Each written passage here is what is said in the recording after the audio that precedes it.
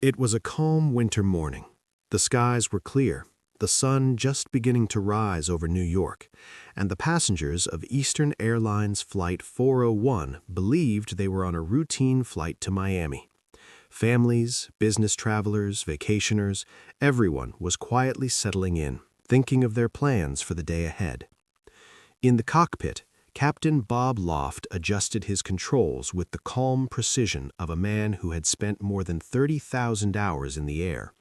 Beside him, First Officer Albert Stockstill monitored the instruments with the quiet focus of someone who had faced hundreds of flights without incident. Behind them, Flight Engineer Don Repo kept watch over every gauge, every reading, every detail. This crew was experienced, confident, and careful. Everything about the flight felt normal. Everything should have been fine. But then, as they approached Miami, a tiny detail began to demand their attention. A small green light, meant to indicate that the landing gear was down and locked, failed to illuminate. It was a minor malfunction, a single bulb, but in the high-stakes environment of an airplane, it became everything.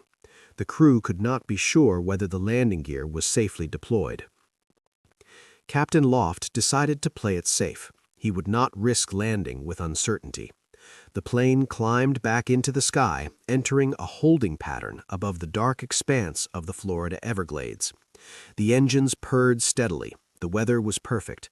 Outside the cockpit, the world seemed peaceful and still. Inside, all focus turned to a single unlit bulb. The crew began checking, rechecking, discussing, and testing the indicator light.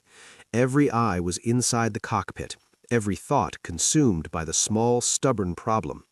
But while they concentrated on the light, something else was happening, something subtle, almost invisible. The plane, flying as smoothly as ever, was slowly descending, not enough to alarm them yet, but enough to bring them closer to danger, second by second, unnoticed. Minutes passed. Air traffic control communicated calmly. Passengers slept or chatted quietly. And still the pilots argued over the bulb, tried to remove it, tested switches, and considered every possible explanation. They had no idea that the aircraft was inching lower with every passing moment. The descent continued. The engines remained steady. No alarms sounded, no warnings came.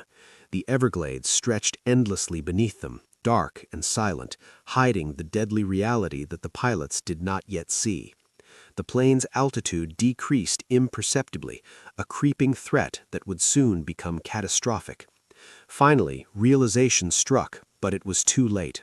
The ground rose rapidly to meet the aircraft, and the pilots had no time to recover. Flight 401 crashed into the Everglades at over 200 miles per hour. The impact was devastating. Out of the 176 people on board, more than 100 lost their lives in an instant.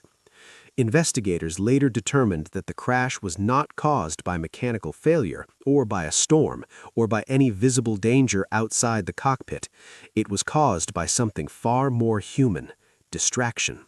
The pilots had focused so intently on a small, non-critical issue that they had missed the biggest threat of all: the ground beneath them. One tiny light, one moment of inattention, one subtle, invisible descent. That was all it took. The tragedy of Flight 401 would change aviation forever. New procedures were introduced. Cockpit resource management was born. Pilots were trained to constantly monitor the big picture, to challenge each other, and never lose sight of what truly mattered. Because in the air, the smallest mistake can become the deadliest, and the story of Flight 401 serves as a haunting reminder that even the most experienced, careful, and capable humans are fallible, and that sometimes paying attention to one small thing can make us miss everything else.